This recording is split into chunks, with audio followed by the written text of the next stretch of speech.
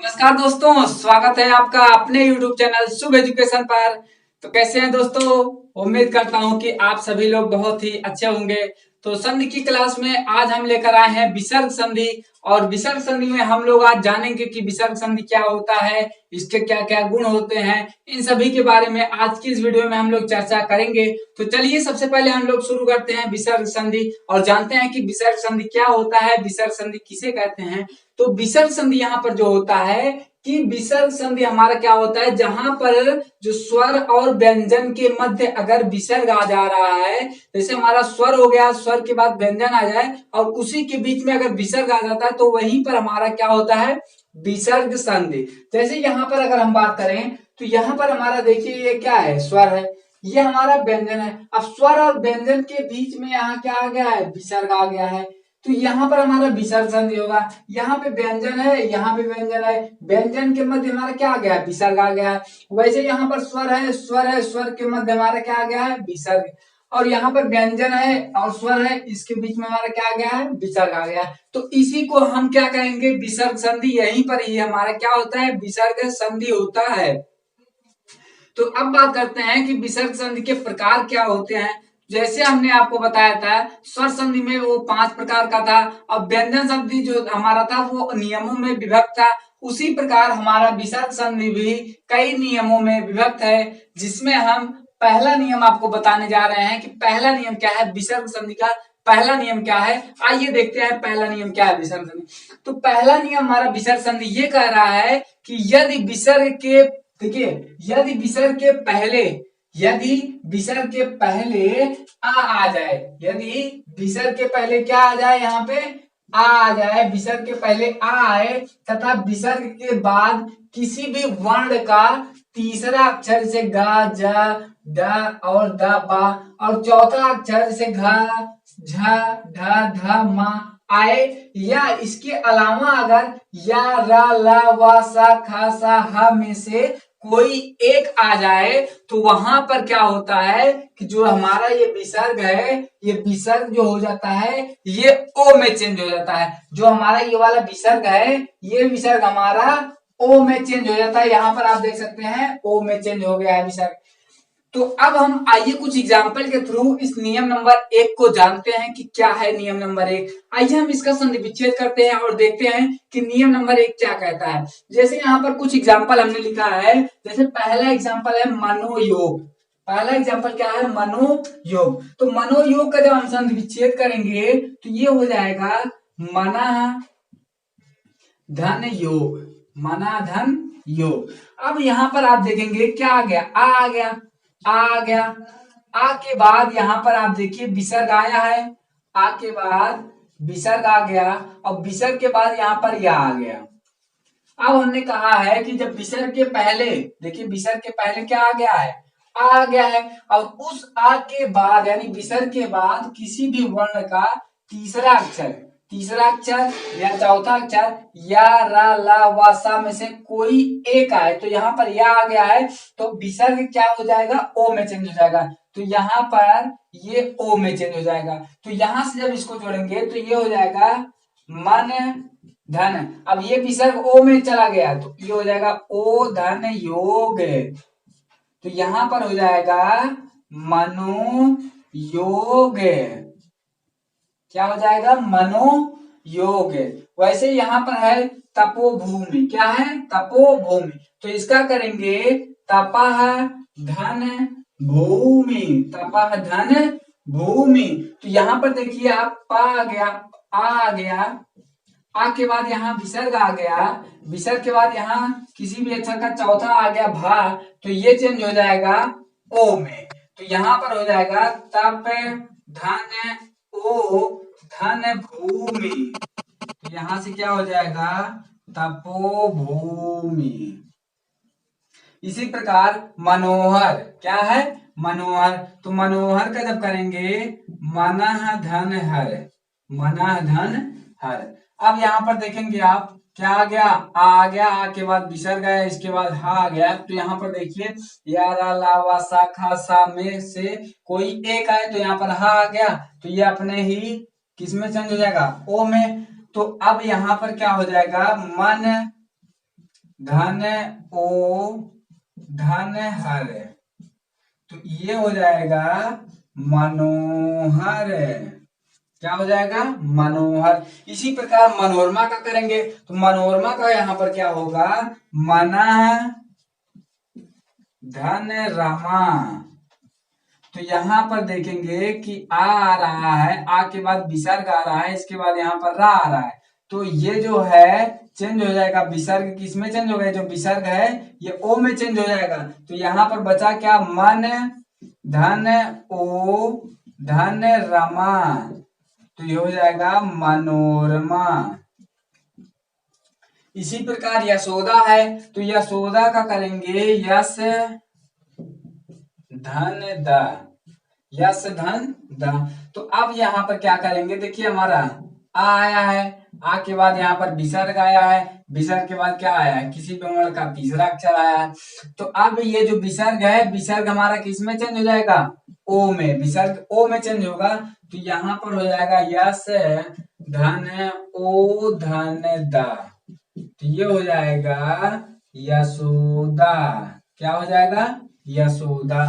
तो इस प्रकार हमने आपको दो चार एग्जाम्पल के थ्रू यहाँ पर विसर्ग संधि का जो पहला नियम है आपको बताने की कोशिश किया होगा।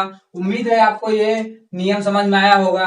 तो चलिए अब अगला नियम देखते हैं, नियम नंबर 2 क्या कहता है। तो आइए देखते हैं नियम नंबर 2 क्या कह रहा है। नियम नंबर 2 यहाँ पर हमें ये कह रहा है कि यदि किसी विसर्ग के पहले, यदि किसी संधि में विसर्ग के पहले क्या आए? आ आए, आ को छोड़कर कोई भी स्वर आए, विसर्ग के पहले आ को छोड़कर कोई भी स्वर आए, तो तथा विसर्ग के बाद किसी भी वर्ण का तीसरा वर्ण, चौथा वर्ण व पांचवा वर्ण तथा या रा ला व सा खा सा हा में से कोई एक आए या इसके अलावा बड़ा आ यहाँ पर आए, तो विसर्ग का रा हो जाएगा। ये हमारा नियम नंबर 2 कहता है। क्या कह रहा है नियम नंबर 2? नियम नंबर 2 ये कह रहा है यदि विसर्ग के पहले आ के को छोड़कर कोई भी स्वर आए तथा विसर्ग के बाद किसी भी वर्ण का तीसरा, चौथा, पांचवा वर्ण या इसके अलावा या रा ला वा सा खा सा और हा में से कोई एक आए या इसके अलावा बड़ा आए, तो वहां पर विसर्ग का क्या हो जाएगा? रा हो जाएगा। विसर्ग का रा हो जाएगा। तो आइए अब हम कुछ एग्जाम्पल के थ्रू इसको जानने की कोशिश करते हैं कि नियम नंबर 2 का संधि विच्छेद हम कैसे करेंगे। तो चलिए देखते हैं, पहले इसका संधि विच्छेद हम देखते हैं। तो यहाँ पर पहला है निर्धन। पहला क्या है? निर्धन। तो निर्धन का करेंगे निधन धन। क्या करेंगे?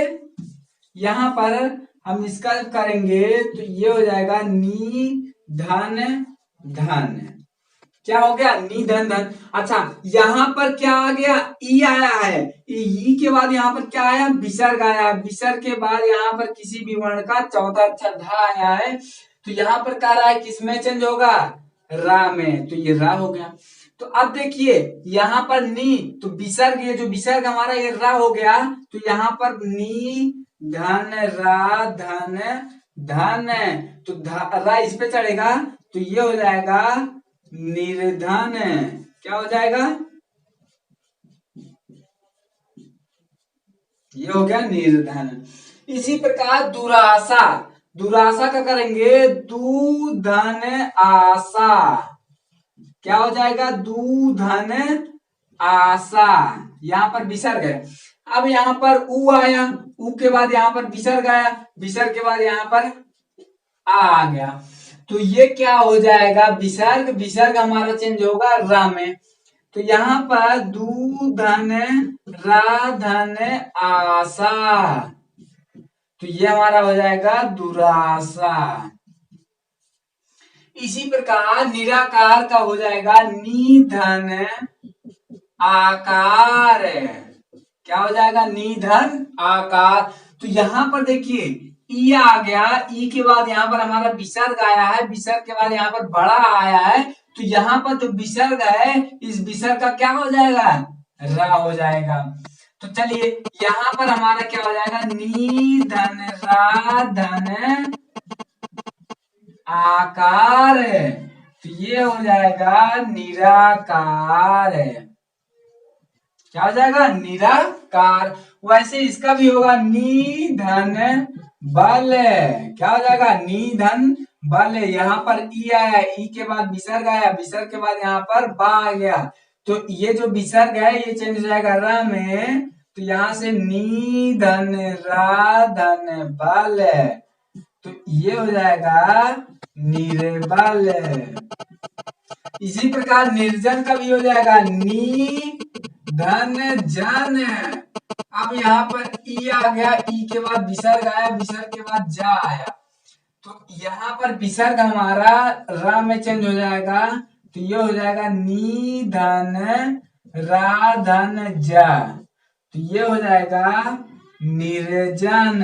क्या हो जाएगा, निर्जन। इसी प्रकार निराशा का भी देखेंगे, तो निराशा का हो जाएगा नी धन आशा। अब यहाँ पर ई आ गया, ई के बाद हमारा विसर्ग आया, विसर्ग के बाद बड़ा आ आया, तो अब जो विसर्ग है विसर्ग हमारा रा में चेंज हो जाएगा, तो यहाँ पर हो जाएगा नी धन रा धन आशा, तो ए का इधर जाएगा, तो ये हो जाएगा निराशा। क्या हो जाएगा, निराशा। तो यहाँ पर हमने आपको 4-6 एग्जाम्पल के थ्रू यहाँ पर समझाने की कोशिश किया कि नियम नंबर 2 का जो संधि विच्छेद होगा वो किस प्रकार होगा, और आपको समझ में भी आया होगा। तो चलिए हम अगला नियम देखते हैं, नियम नंबर 3 हमें क्या कहता है। आइए नियम नंबर 3 को, नंबर 3 यहाँ पर हमें ये कह रहा है कि यदि विसर्ग के पहले ह्रस्व स्वर आए, यानी विसर्ग के पहले ह्रस्व स्वर आ ई उ री में से आए तथा विसर्ग के बाद क्या आना चाहिए, का खा टा ठा पा फा में से कोई एक आए, तो विसर्ग का यहाँ पर श हो जाएगा, विसर्ग का यहाँ पर श हो जाएगा। तो अब जो है यही हमारा नियम नंबर 3 कह रहा है, क्या हो जाएगा, यहाँ पर श हो जाएगा। कब, जब यहाँ पर विसर्ग के पहले ह्रस्व स्वर आए, आ ई उ री आए, तब विसर्ग के बाद का खा टा ठा पा फा में से कोई एक आए, तो वहां पर विसर्ग का श हो जाएगा। तो आइए कुछ एग्जाम्पल के थ्रू नियम नंबर 3 जानने की कोशिश करते हैं। तो यहाँ पर जैसे हमारा पहला एग्जाम्पल यहाँ पर है निष्कपट। क्या है, निष्कपट। तो निष्कपट का जब करेंगे तो नी धन कपट, नी धन कपट। तो यहाँ पर आप देखेंगे ई आया है, ई के बाद यहाँ पर विसर्ग आया है, विसर्ग के बाद यहाँ पर का आया है, विसर्ग के बाद का आया है, तो का ये विसर्ग किस में जाएगा, सा में, तो विसर्ग सा में चला जाएगा। तो यहाँ पर हमारा हो जाएगा नी धन शा धन कपट, तो ये हो जाएगा निस कपट। क्या हो जाएगा, निस कपट। वैसे धनुष टंकार, तो धनुष टंकार का करेंगे धनु प्लस टंकार, धनु प्लस टंकार। तो यहां से उ आया, यहाँ पर विसर्ग आया, यहाँ पर टा आया, तो ये किस में चेंज हो जाएगा, श्रा में। तो अब देखिए यहाँ पर हो गया धनु धन शा धन टंकार, तो ये हो जाएगा धनुष टंकार। क्या हो गया, धनुष टंकार। अगला एग्जांपल है निष्ठुर। तो निष्ठुर का करेंगे नी धन ठुर। क्या हो जाएगा, नी धन ठुर। तो यहां पर देखेंगे आप नी के यहाँ पर ई आया है, ई के बाद यहाँ पर क्या आया, विसर्ग आया है, विसर्ग के बाद यहाँ पर क्या आ गया है, ठा आया है। तो अब ये जो विसर्ग है ये किस में चेंज हो जाएगा, शा में।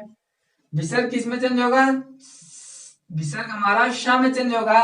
तो यहां से हो जाएगा नी धन शा धन ठुर, तो ये हो जाएगा निष्ठुर। अगला एग्जांपल है निष्पाप।